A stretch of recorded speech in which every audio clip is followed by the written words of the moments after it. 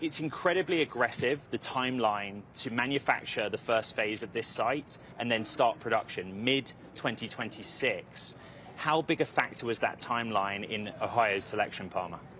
It has to be this fast because we don't have time for business as usual. The types of threats that the United States is facing, that our allies around the world are facing, the fact that we are predicted to run out of munitions within the first 8 days of a potential conflict with China mean that we need to hyper-scale our manufacturing of these types of weapon systems. But why Ohio? Was this the only state that could guarantee that timeline?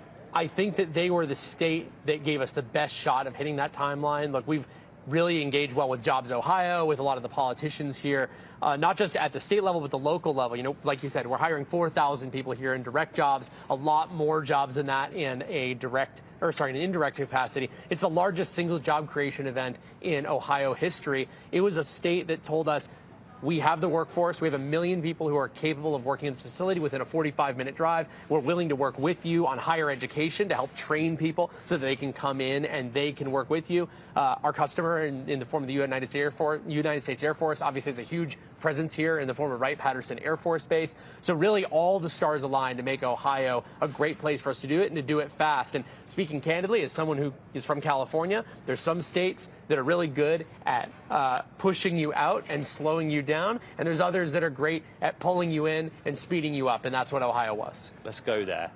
Was California at any point a likely candidate, and if not, why? There was a 0% chance at any point of Arsenal 1 being located in California. There's a lot of reasons for that, but I mean, you can go through them. It's the high cost of living. It's the very high energy costs. It's in some cases the unreliability of the energy systems. It's the unreliability of the state politics and the worry on the regulatory side.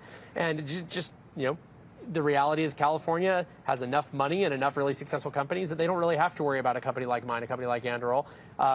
The jobs that we are bringing here to Ohio, they are material, and they are something that the state really, really cares about. And it doesn't hurt that one of our co-founders, Trey Stevens, is a NATO-born Ohioan. I won't say that's why that we made the final decision, but it definitely made sure that Ohio was at the top of the list from the beginning. What you did say as a company is that it had nothing to do with Vice President-elect J.D. Vance. No, that was not a factor. This decision's been going on a lot longer than that. We're finally able to talk about it today. But I mean, you saw the renders, you saw the site plans. Things like that take a long time to put together. We raised our $1.5 billion round of financing last year specifically to build this facility. One of the questions from our audience on social media was about the jobs. Yep. 4,000 over 10 years. There must be a mix of those originating from Ohio, but you must also be trying to attract talent out of state to move here. And I know you'll be spending a lot of time here as well. Well, I'm definitely going to be buying a house out here. I'm blessed with financial success from my first company, Oculus VR, that allows me to get a place so I don't have to get a hotel room when I'm spending time out here. The thing about, like, yes, we're going to hire a lot of NATO Ohioans. I think we're also going to have a lot of people who are imports who are coming in and adding to the economy here. You look at our headquarters in California, we're about 80% imports. About 80% of our employees are coming from outside of the state into California. And I think that we're going to do, I think we're going to bring a lot of people here as well. Maybe not 80%, but there's going to be a lot of people who are moving to the area, economically building it up. The supply chain in Ohio is actually very interesting. So you will have use of 2 runways where we are now, Rickenbacker Airport. That's right. But my understanding is that, take, for example, a Fury behind us. In some cases, you'll be able literally to take off from the runway, which is just a few feet from where we're sitting, and deliver that technology direct to customer. Explain. Direct to customer or directly to the action? I mean, so this is Fury. This is our CCA, Collaborative Combat Aircraft. It's basically an autonomous, loyal wingman fighter jet that can fight alongside F-35s and other fighters that the United States and our allies use. But you're right, the goal here is that we can manufacture these aircraft at scale, thousands of these fighter jets here, and then we can either fly them directly to the customer or in some cases directly to the theater. Of course, probably with refueling stops along the way. But that's what we did during World War II, and that's what we plan on doing it again. Ohio's quite busy. Intel has a fab going up. That's right. Quite nearby. Do you see that as a sort of competition for talent, or do you see it as value add to being here? It's both. There's value added, and of course, I'm probably going to hire some of their people, and they're going to hire some of our people. That's just the way that these things always go. What you want to try to do is make the area more attractive in general, right? Like, if Anduril was here and we were the only company that was in the area, it'd be harder to get really, really world-class people to want to stay in the area or move to the area because we're the only game in town. Right. When they know that it's a healthy ecosystem of career choices, it's a lot easier to get people to come, even if you do manage to keep them around. Palmer, when I spoke to Ohio Governor Mike DeWine earlier, I asked him what was the sort of single biggest factor that gave him conviction about you meeting your timelines, not just for manufacturing, but your commitments to this state. In my career, with respect, every sort of industrial technology company I've covered, no matter how many billions of dollars they've raised from private sources, venture, private growth equity, have never met their manufacturing timelines. There's always slippage. Granted, the pandemic's been a factor. Yep. He said that that factor was you and your colleagues. Just from meeting you, you are the point of difference. What can you tell me about how the team guarantees that 2026 timeline? I think that, like I said earlier, we don't have time for business as usual. Right now, people are predicting that there's going to be a window of opportunity for Xi in China that opens in 2027. That means that you necessarily need to be ready for a potential great power conflict with China in 2027 and for at least a few years after that. So we have to, right? There's no other option. The whole point here, the reason we raised that $1.5 billion round, the reason that we've been accelerating this process, the reason that we're investing in building this factory ahead of the customer actually paying us to do it is because we believe in that timeline, because we have to believe in it. It is critical that we hit it, and I think we will. Are you getting some financial incentives from the state of Ohio? Absolutely. They gave us a great incentive package, and that was definitely part of our decision. What's the value, and what does it look like? What is its composition? I am going to let somebody else tackle it because I can tell you it's in the hundreds of millions versus the billions that we're going to be putting in. Intel got 2.1 billion. Yeah, I think they did a better job negotiating than me, maybe. I don't know. But I'm really glad that Intel is here. They're a really great partner. Obviously, they're making a lot of U.S. semiconductors that are competitive with the things that are being done in other countries, and it's critical for our products that we have advanced semiconductors that are made in the United States. So I'm really glad that they're down the road from us. Palmer, it's important to have some extended time with you to talk about Arsenal One. I think one of the most common questions I get from the audience, even if they're familiar with Anduril, is what does Anduril actually do? Sure. They might know you as a weapons manufacturer, or if they are a bit more researched, autonomous defense systems. Right. But could we just simply talk about what Arsenal One is going to manufacture and where that technology will be sold and deployed? The way we look at ourselves is as a defense product company, not a contractor, but a product company, meaning we take a product company approach. We decide what to build it, how to build it, when it's done, and we invest our own money into making that happen. Then we sell products to the customer. Now, we work hand in hand with customers through that process. It's not like I can go off and build a Batmobile and try to sell it to them because I think it's cool. But I think that...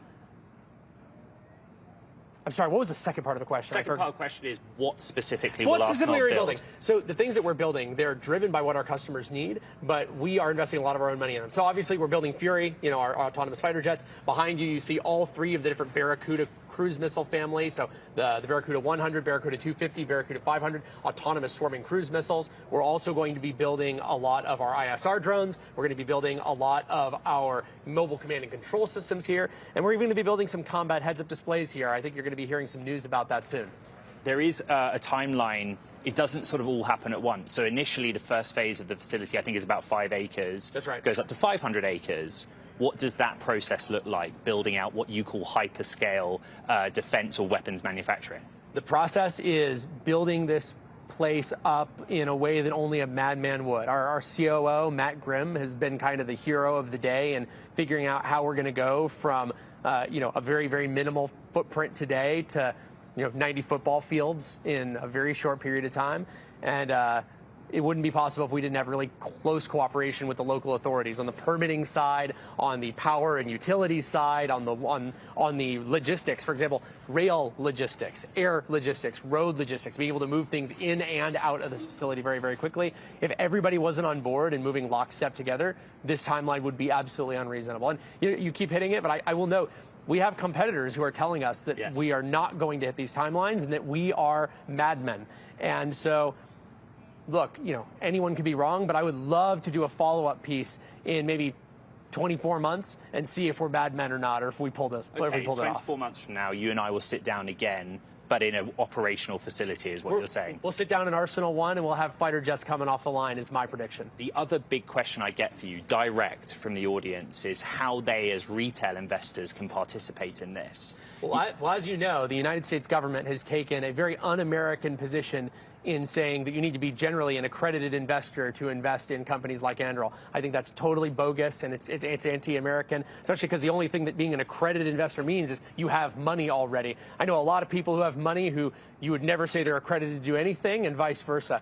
That said, we are on a path to being a publicly traded company. I think that's an important thing. I want us to be accessible to the American public. I think that it's good for people to be able to invest in American defense companies, not for them to just remain private forever. I'll take an ideological stand there. I think that that is a good thing for the country. It's good for us. It's good for our customer. As for when that happens, it's hard to say. We don't need to IPO because we're doing really well. We're winning a lot of contracts. We're making quite a bit of money. We doubled last year to about $1 billion. That's the rumor. That's the rumor. Things are doing really, really well. So we don't have to IPO to raise money to keep the company going. I want to do it at a time when the markets are favorable, when people understand what we're doing, and I also want to prove out some of these big bets. I don't really want to IPO when people are saying that we're madmen and trying to do the impossible. I want to do the impossible and then say, look, we did it. All you have to do is bet we can do it again. You will be doing business with somebody new in the Department of Defense. President-elect Trump's pick is Mr. Hegseth. That's right. You know, he was not one of the names that you had in your head when we last spoke a few months ago. That's right. You'd asked me about it, and I said that I knew the names. I heard a lot of names coming around, and that I was a big fan of all of them. And you're right. He wasn't one of the names that I had heard rattling around. May I just make a point that, you know, look at his CV. He doesn't have experience running an organization of that size. You want change and improvement in how America does business with the private sector in defense. So what will your approach with potentially Mr. Hegseth be, and what do you make of him? I think that there's a lot of credentialism that is being levied against him that is totally unfair, and I personally empathize with him a lot. I started Oculus VR when I was 19 years old, living in a camper trailer and putting myself through school. And I didn't have the experience to be running that company. And I grew it to thousands of people, an international business shipping millions of virtual reality headsets all over the world. And I didn't have the experience to be running Anduril either. I had absolutely no business running this company. People could have made the exact same criticism. What the hell does Palmer know about the military? What the hell does he know about national security? Yeah, his heart's in the right place, but he's just not qualified. The leap from where the people say his credentials are and what he needs to do is a much smaller leap than the best leaps that I've seen people make in my career. So I'm never going to be the guy to say, oh, I don't think he's qualified. No, he's way more qualified than I've ever been to do any job that I've ever done, and I'm doing a pretty good job of it. So I mean, God bless him. I think that he's a great pick. I read his book, The War on Warriors, so I was familiar with him, though not his name being in the arena. I think he's going to kick ass. Palmer, let's end on President-elect Trump, but in the context of Arsenal 1, you still believe change is needed in that military-industrial complex procurement process. Absolutely. What specifically needs to change over the next 4 years to allow for Arsenal to be a success? I think that I think Arsenal 1 is going to be a success. The amount of change we've already had in the system, I think, will allow that. I don't think that we actually need radical changes in the system for Anduril to do very well. But for our country to do well, for us to build the national security apparatus we need to move quickly. We need to take targeted risks. We need to get more companies into defense manufacturing. And that includes companies that are not currently defense companies, getting big tech in, getting little tech in, getting a lot of our industrial providers in. That is how we won World War II, was leveraging the whole of the nation. I think that that's the only way that we're going to win in the future as well.